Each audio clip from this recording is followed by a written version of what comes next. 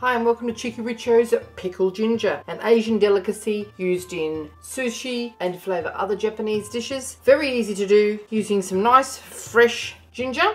What we've done is just peeled it with a teaspoon. I showed you how to do that in a different video, and this is what you should have. We're just going to give that a wash now, slice it very thinly, and we'll get on with our recipe. The ingredients are in the recipe box below. There are only 4 of them, so let's get started. Okay, we have to slice this really thin, almost paper thin. You have a few options. You can use a knife, a speed peeler, or a mandolin. Okay, take your speed peeler or your potato peeler and just take shavings off your ginger. Now when you get closer to your hand, it's going to get quite dangerous and you're going to have to resort to the knife at that stage. But this is what you're after, and just keep shaving it away. Continue with the rest. You could try a mandolin, but start with a bigger piece because you don't want to slice your fingers, and that's giving you fairly uniform slices like so.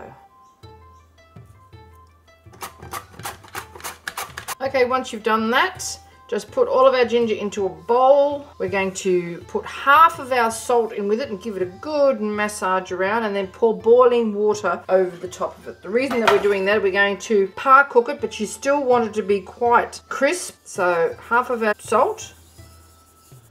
Just mix this all around, and it'll draw some of that juice out of the ginger as well. Try not to break it up too much. If you've got any cuts in your hands at the moment, this is the time that you're going to find them, or the salt will. Okay, now we just pour boiling water all over our ginger, so it's covered, and leave it for 5 minutes. In the meantime, it's time to sterilize your jar, so just pop that into an actifier or into your oven, or boil it in some boiling water to sterilize it.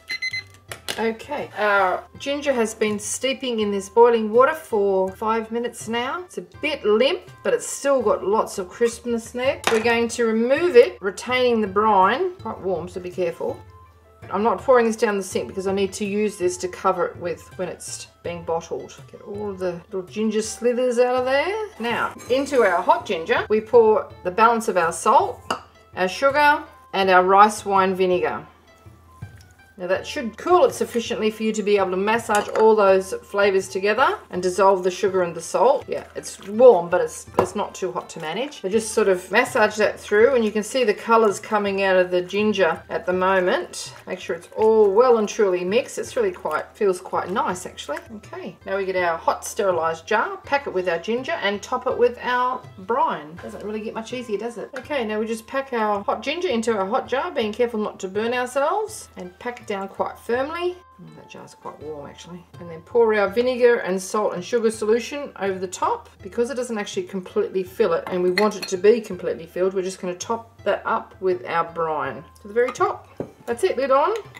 And we'll just wipe that off, pop it into the fridge overnight, store it in the fridge, and there you have it, Cheekyricho's Pickled Ginger. This makes great Christmas presents, so just label it, date it, pop a little cloth mop cap on top of it with a ribbon, and it's a great stocking stuffer. Thanks for watching.